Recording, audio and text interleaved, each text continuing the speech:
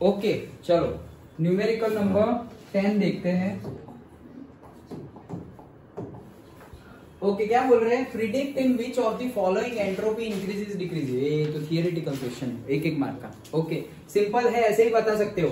A liquid crystallize into a solid, liquid solid बन रहा है तो हीट निकल रही है उसमें से, तो एंट्रोपी क्या हो रही होगी, डिक्रीज हो रही होगी। सिंपल, हीट देंगे तो एंट्रोपी इंक्रीज होती है, तो हीट ले लेंगे तो एंट्रोपी डिक्रीज होगी। सिंपल है।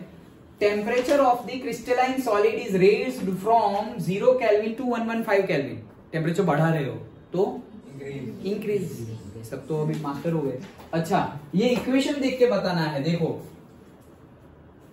सोडियम हाइड्रोजन कार्बोनेट है, उसमें से सोडियम कार्बोनेट बन रहा है। सोडियम हाइड्रोजन कार्बोनेट और बाइकार्बोनेट दोनों आ गए थे ओके 10th में, याद हो तो। अच्छा चलो उसका काम नहीं है अभी। NaHCO3 में से वो सॉलिड है, उसमें से sodium carbonate solid, carbon dioxide gaseous, hydrogen मतलब वाटर। ओके आज ही मैंने ये पोस्ट देखी थी, भेजूंगा मैं। ओके H2O मतलब अलग अलग तरीके से बोलते हैं IUPAC नेमिंग से। पहला वाला बोलता है वाटर, फिर दूसरा वाला बोलता है क्या बोलता है, डाई हाइड्रोजन ऑक्साइड फिर कोई बोलता है हाइड्रोक्सिक एसिड, OH मतलब हाइड्रोक्सिल ग्रुप। ओके और H भी है तो हाइड्रोक्सिक एसिड। फिर कोई बोलता है कि डाई हाइड्रोजन ईथर, बीच में वो आया ना ईथर, हम बोलते थे ना इथॉक्सी इथेन और से डाई मिथाइल ईथर। ओके तो इतने सारे नाम थे। अच्छा चलो तो देखो यहाँ पर सिर्फ देख के बताना है कि एंट्रोपी बढ़ रही है या कम हो रही है। सिंपली अगर हम एक ऑब्जेक्ट में से ज्यादा ऑब्जेक्ट में जा रहे हैं तो एंट्रोपी इंक्रीज ही होगी।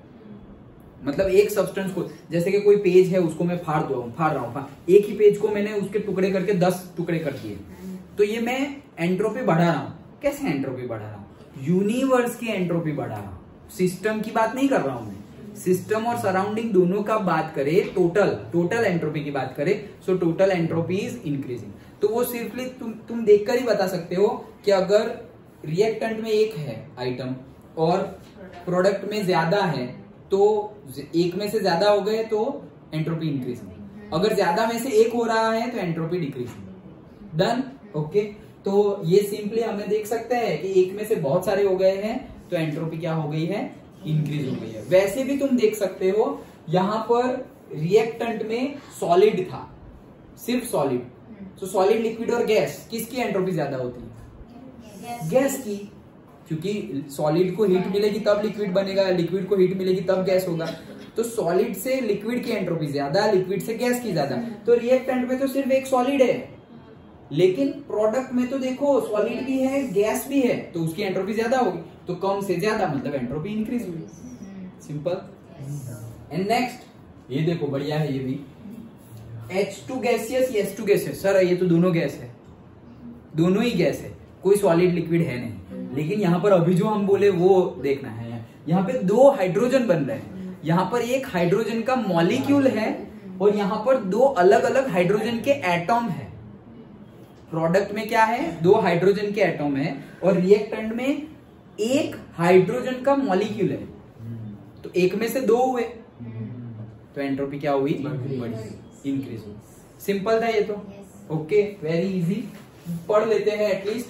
देखो पहला वाला क्या बोल रहा था, अच्छा वो आइस बन रहा था, वो लिक्विड का, a liquid crystallize into a solid मतलब आइस, वाटर के केस में ice. After freezing the molecules attain an ordered state and therefore entropy decrease. Yes, ऐसा कौन सा टेम्परेचर होता है कि भाई एंट्रोपी डिक्रीज तो हो रही है, एकदम 0 ही हो जाए।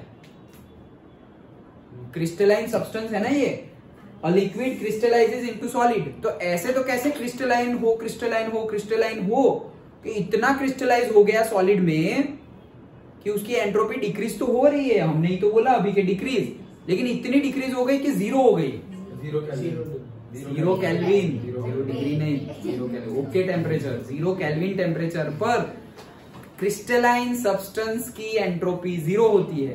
ये क्या है, हाँ एब्सोल्यूट 0 भी बोल सकते हैं। ये कौन सा लॉ है, थर्ड लॉ ऑफ थर्मोडायनेमिक्स, कल देखा था वो थर्ड लॉ ऑफ थर्मोडायनेमिक्स क्या बोल रहा है? At absolute zero temperature, at 0 Kelvin temperature, the entropy of a crystalline substance is 0.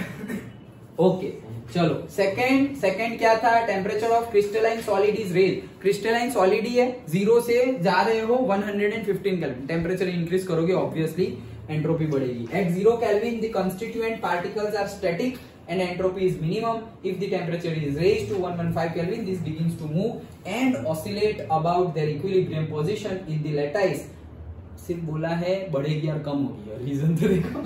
अच्छा, and system becomes more disordered, therefore entropy increase. Yes, तुम लिख सकते हो, लिखना चाहिए, ऐसे बुक में पढ़ के लिखो, लेकिन मेन आंसर तुम्हें पता चल गया इंक्रीज और डिक्रीज. तुम रीजन में कुछ ऐसा ना लिखो तो तुम और भी कुछ लिख सकते हो.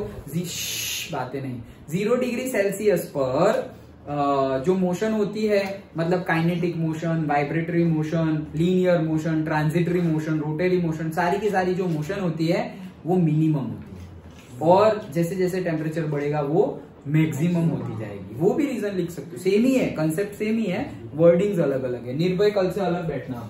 ओके, अलग, सबसे अलग. ओके चलो. सो थर्ड, वो तो फॉर्मूला ही है. सोडियम हाइड्रोजन कार्बोनेट सॉलिड में है, इट हैज लो एंट्रोपी. हाँ, सो एंड 2 गैसेस, प्रोडक्ट में 2 गैसेस भी है, देयरफॉर एंट्रोपी बढ़ रही है. And last but not the least, एक हाइड्रोजन मॉलिक्यूल में से 2 हाइड्रोजन के एटॉम बन रहे हैं. Here 1 molecule gives 2 atoms, number of particles increases leading to more disordered state. जैसे 2 लोग हो तो कैसे डिसऑर्डरनेस बढ़ जाती है. ओके, इसलिए अकेले बैठेंगे तो कम होगी. 2 moles of hydrogen atoms have higher entropy than 1 mole of dihydrogen molecule. Done? Okay, so that is simple था ये तो, इसमें ज्यादा कुछ था नहीं. Done?